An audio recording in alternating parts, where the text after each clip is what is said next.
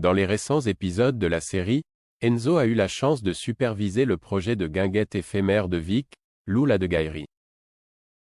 Et bien qu'au départ, il a eu du mal à trouver sa place, il a tout de même été d'une aide précieuse pour sa petite amie.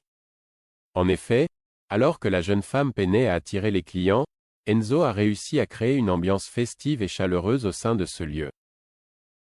La mission était d'autant plus importante que pour Marc Leroy, Stéphane Blancafort, et Rose Latour, Vanessa Demouy, il s'agissait d'un test. En effet, les deux professeurs ont demandé au jeune homme de superviser ce projet ambitieux afin de vérifier qu'il avait les épaules solides pour gérer une telle charge de travail.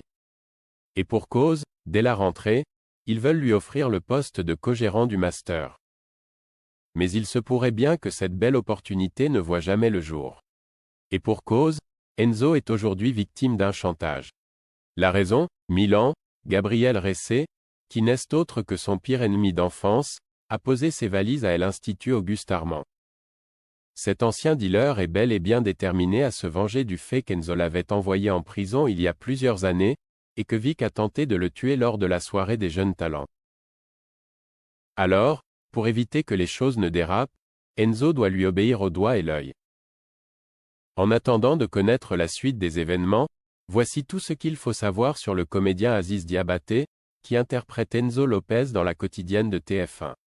Né le 16 février 2000, Aziz Diabaté est un jeune homme d'origine franco-malienne qui a grandi dans une cité de Pierrefitte en Seine-Saint-Denis. Avec l'une de ses amies d'enfance, il nourrit un rêve commun: devenir comédien. Ainsi, à l'âge de 12 ans, il passe son tout premier casting pour le film La Cité Rose de Julien Abraham. Son charisme juvénile tape aussitôt dans l'œil de la production, qui lui offre le rôle principal. Mitraillette, un garçon de cité aux rêves plein la tête. Grâce à cette occasion en or, Aziz Diabaté obtient, un an plus tard, un rôle secondaire dans la comédie Le Family Show, où il joue le personnage de Willy Clément aux côtés de Firmin Richard, Nadège Bossondiagne, ou encore Cyril Gu. L'année suivante, la chance continue de lui sourire. Alors âgé de 14 ans, Aziz Diabaté devient la voix du héros Adama, un film d'animation éponyme qui se déroule en Afrique de l'Ouest, durant la Première Guerre mondiale. Ce film a été sélectionné au César dans la catégorie meilleur film d'animation et auréolé d'un prix Fondation Gand au Festival du film des animations d'Annecy. De son côté, Aziz Diabaté a été nommé au Festival international des voix de films et animations pour sa performance vocale. En 2018, après des apparitions dans des fictions télévisées, comme Une famille formidable et Alice Nevers, il décroche l'une des rôles phares de la série à succès Les Bracelets rouges. Il y incarne Mehdi, un adolescent atteint d'une maladie.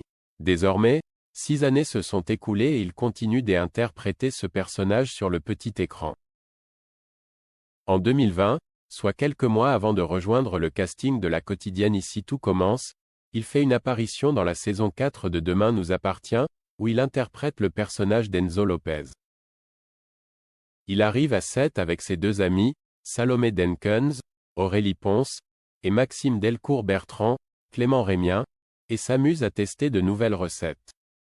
En plus d'enchaîner les courts-métrages et les tournages des séries Les Bracelets rouges et Ici tout commence, Aziz Diabaté continue de passer des castings. En 2021, il était notamment à l'affiche du long-métrage Les meilleurs de Marion Dessaigne-Ravel, nommé au Festival du film francophone des Angoulême et récompensé du prix Fondation Gand. En plus de multiplier les projets cinématographiques, Aziz Diabaté participe aussi à la saison 10 de l'émission Danse avec les stars, en compagnie de Denitsa Ikonomova. Un parcours sans faute pour ce jeune artiste tout juste âgé de 24 ans.